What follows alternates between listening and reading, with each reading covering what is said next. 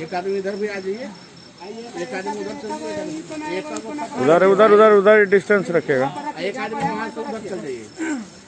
अरे उधर रखिए, उधर जाइए। चलिए चलो बाबू तुम आ जाओ यहाँ पे, यहाँ आ जाओ, यहाँ आ जाओ। एक आदमी तुम उधर चल जाना बाबू, ऐसे अपना समझ तुम आ जाना।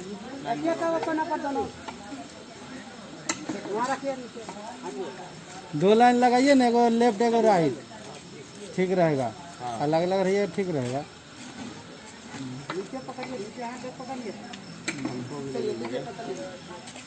रात के 3 बजे की कहानी